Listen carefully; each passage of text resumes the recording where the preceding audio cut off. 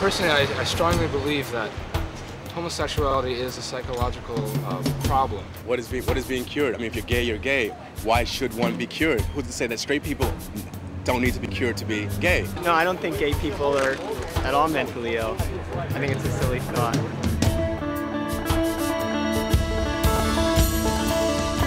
Do you consider homosexuality a sin?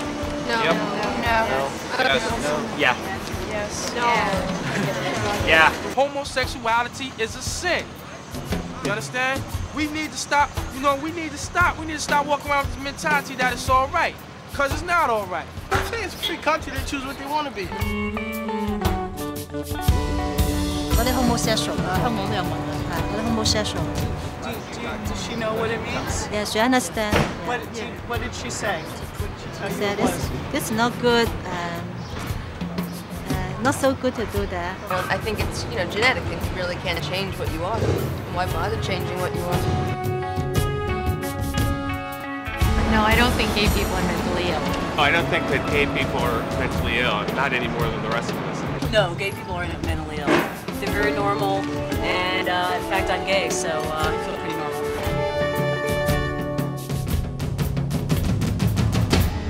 I think the only way that someone who was gay could change their orientations was by going through an extremely miserable experience, led by people who didn't want them to be gay.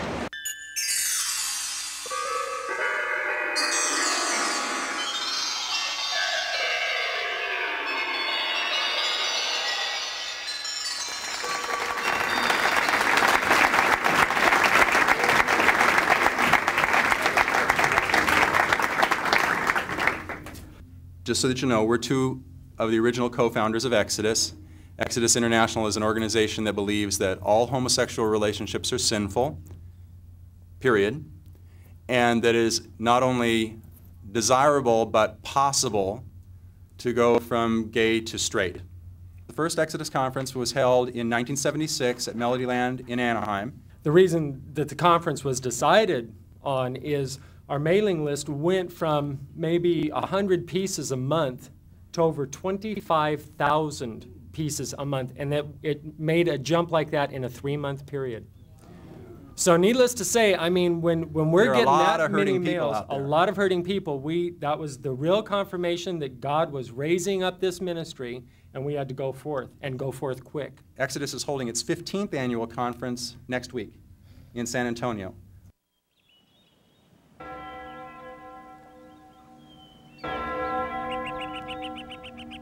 My name is Cy Rogers, and I am the current president of Exodus International. I've served on the board for 5 years. And for those who may not be familiar with Exodus, Exodus is a 15-year-old international network of organizations, agencies, therapy groups, and lay ministries helping people who desire recovery from sexual brokenness, specifically specializing in homosexual recovery. Reparative therapy is the basic term, or gender-specific therapy. This is the new reparative therapy for homosexuals that I've pioneered. And basically it just implies a focus on same-sex issues.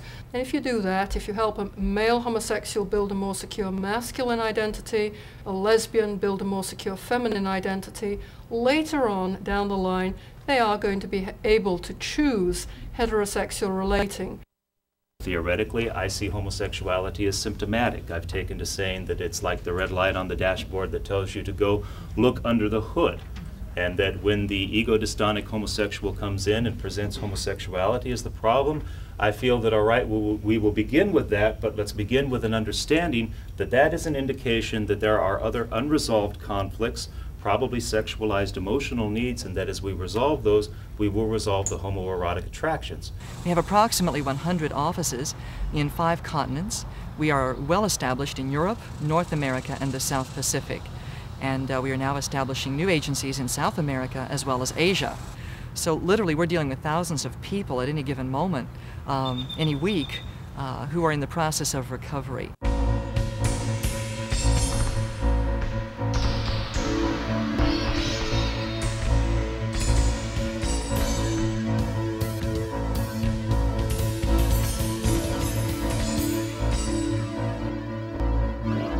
In 1979, at the peak of our ministry, after having been instrumental in starting Exodus, we found that something unexpected had happened.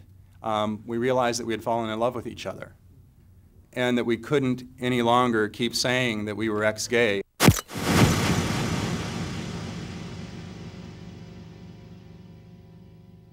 This is the turning point. We got a request to speak to the United Church of Christ General Synod in Indianapolis.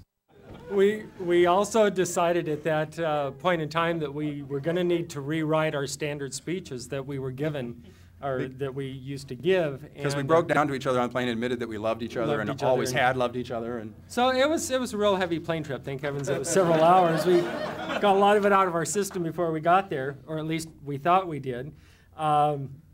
And we rewrote the speech to basically point out to the church how they needed to unconditionally love the homosexual.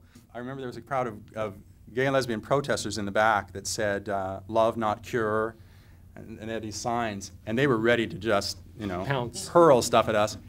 And we started talking about this need for the church to love and to accept and to try to come to some sort of understanding. And the protesters in the back started clapping, and the people that invited us started giving us these real serious scowls, like, when are you going to get to the good stuff, When are you going to get to the change stuff? And we just didn't do it, and we announced that we had decided on the trip over not to present ourselves as ex-gays any longer, and not to present these kind of seminars any longer. Now, the irony of this is was the first time in all the times we'd ever been asked to speak someplace that the conference presenters had made a little boo-boo and had accidentally put us up in a single room with a king-size bed.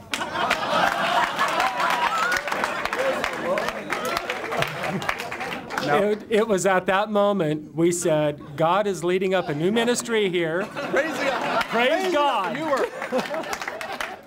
God was raising up a new work in us. And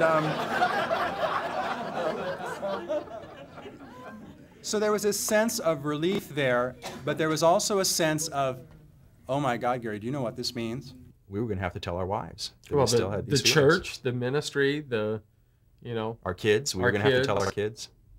Everything. So the masquerade was over. You had to sort of tell people. Yeah. This is what's really going on. It got to that point where we realized we couldn't continue, going on with the deception or the false feelings, I guess, like Mike said, when we finally woke up. It wasn't a deliberate deception. It was a self-deception. Self-deception, yeah. We had ourselves fooled. We weren't trying to fool other people, but we had ourselves fooled.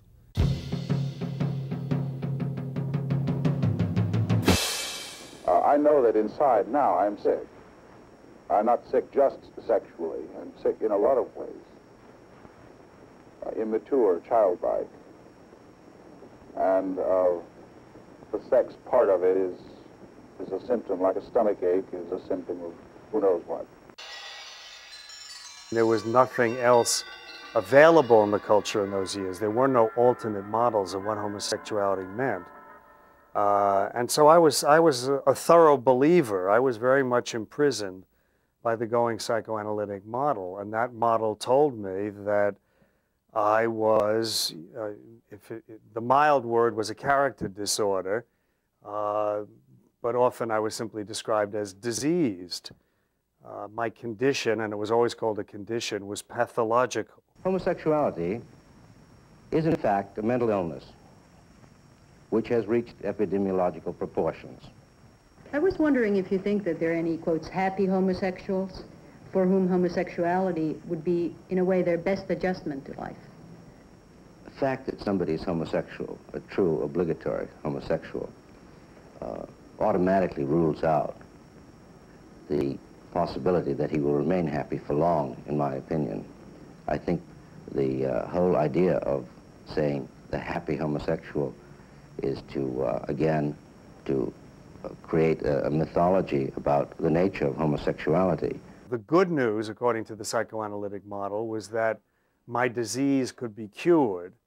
That is, if I presented myself for psychotherapeutic treatment, and if my determination to change was strong enough to overcome this faulty family configuration that I happened to have been born into. It didn't work for anybody that I knew personally, and I don't think it works for anybody who I don't know either. In 1986, I got out of a lesbian relationship successfully, and after going through some personal counseling to help me work through that, I decided it would be a good idea to be a part of a support group that shared my philosophies that homosexuality is immoral. From the human perspective, the relationship was acceptable. I have been in other relationships before, primarily with men. And it was as fine or better in some instances than any other relationship I had been in. But it was the moral conviction that women should not lie together is what ended the relationship. Many of the people we work with, they feel either a moral conviction and or a lack of satisfaction after having been involved in homosexuality for a number of years, and they are desiring to recover. And the good news is that there's a very high recovery rate for people who do have motivation to change and who do have support. That's with or without God, but obviously as a Christian group we believe that God is the ultimate in motivation, and God's people can be one of the best support systems available.